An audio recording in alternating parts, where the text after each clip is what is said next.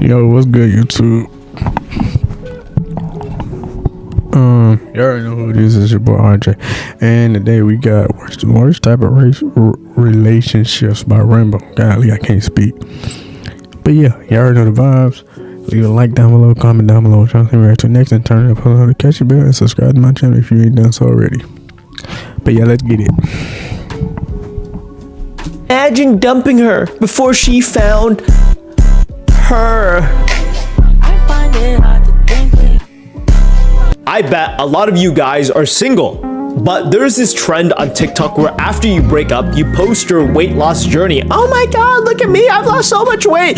Is it not the biggest fucking insult to actually start trying on your life, making sure you look better after you break up? And it's only out of pure spite. People only choose to improve themselves out of spite to make sure the other person who knew them the most missed out on something. That's fucking dumb.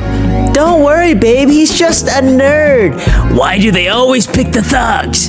Years later. Hey, baby, remember me? Beat it, chick. Why can't I find a good man? It's so by your side. You got it took too long.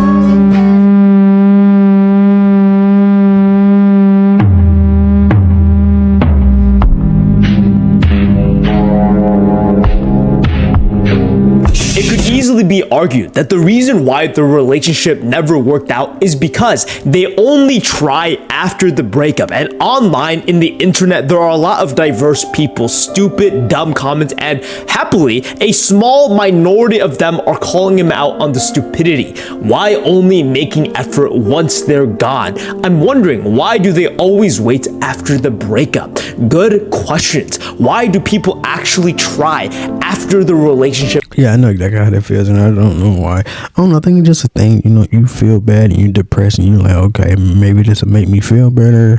Let me do this to improve myself and better myself. Maybe that's all it is. Ends. Shouldn't you be trying 100% with the person you love the most, the person who's going to foster your children? It's so sad.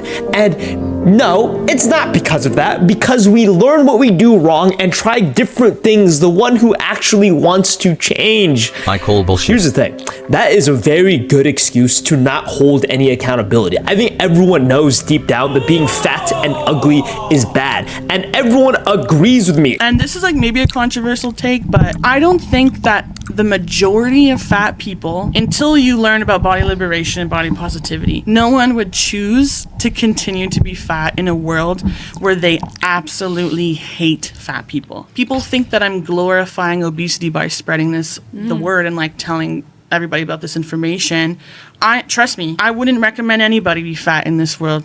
It is horrible. It is so traumatizing.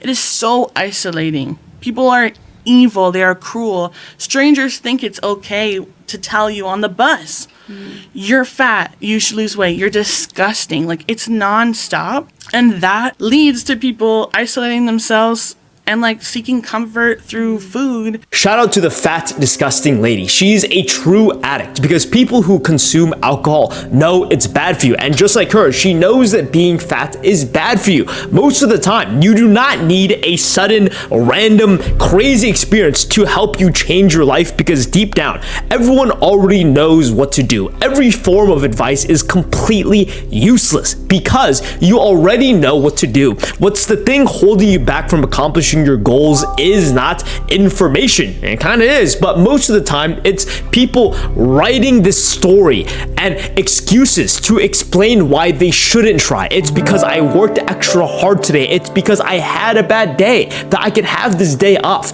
A lot of people are wasting their potential, and this is scary for me, not for a lot of people because it's not understood. But who can I become? What can I be? And these are all very selfish feelings. But I remember back in middle school, I went to BJ's, I ate a 2,000 calorie burger, and then I asked mom, I'm so fucking hungry. I want another another one, bro. So you like, so basically what you're saying is you were just being a big back that day. That's all I hear. I just hear you being a really big back. 1,000-calorie burger, and in that moment I realized my mom loved me so much. She wanted to feed me. She was an immigrant person who grew up starving and poor, and she could provide so much food to this fat little Asian boy. She said, yeah, let's get you another 2,000-calorie fucking burger. And I was thinking in that moment, I was like, okay, wait a second, I do know that I ain't gonna lie, that burger do look kind of this right here. I can't. Dang, I can't even lie, y'all. This dude look pretty good.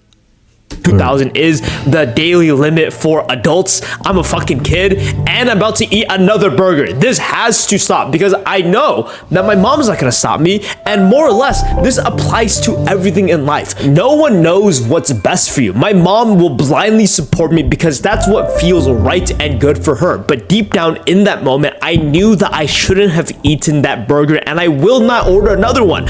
And then in the next 3 months during summer I lost 30 pounds, and this is as a 5-foot fucking kid. I was around 150 pounds. That is fat as shit. That is fat as shit. I weigh as much as I was in middle school, and I got muscle now. That's kind of crazy.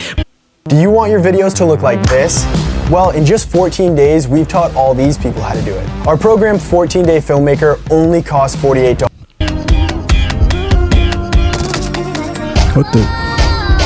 Where you get this video from?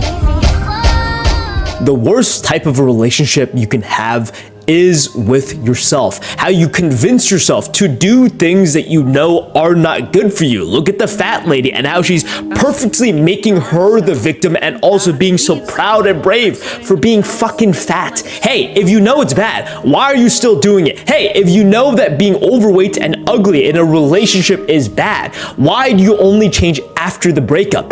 The worst relationship you can have is not with other people, but how you interact with yourself and the world. And more specifically, how easy it is to lie to yourself or lie to other people just so you can get positive validation. There are so many people who lose weight and then say, I would never treat fat people so poorly because I was fat myself.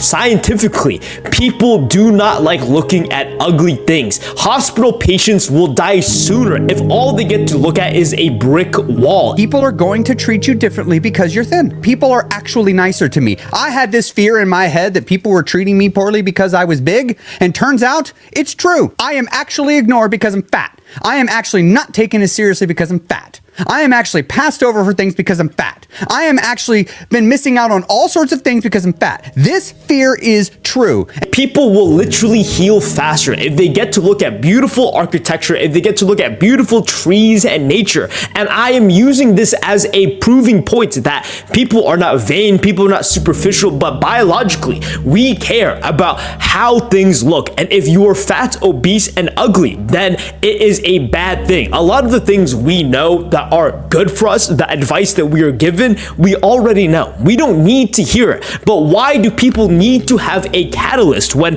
I get broken up with, a type of relationship, a type of event for only time for me to change? It's very dumb. It's very silly. And you know this scientifically because people who are single spend an extra 30 minutes every single day working on their appearance versus people who are in a relationship. Because people know that looks matters, and your relationship with yourself is more important than anything else. My videos are around 8 to 10 minutes long, but if you want the full 30-minute version, it is on the Patreon for only $5. A lot of the subscribers will say that it is the best value you'll get for $5. You don't get this type of information, and more or less, it's much less entertainment and much more practical forms of advice and how you could use it in your everyday life. We range from the content you consume affecting your thoughts and decisions, range from confidence, how to change and find your purpose that's more willing and true to you. There's a lot we talk about, and if you want to support me, it's on the Patreon for $5 or more if you want to be included in the video. Thank you for watching. Like, subscribe, toodly do. Imagine. Bro said totally do. Crazy. But alright, y'all, so that was the video. I hope you guys enjoyed. I'll catch y'all on the next one. Please leave a like down below, comment, and subscribe, and I'm gonna catch y'all on the next one. Deuces.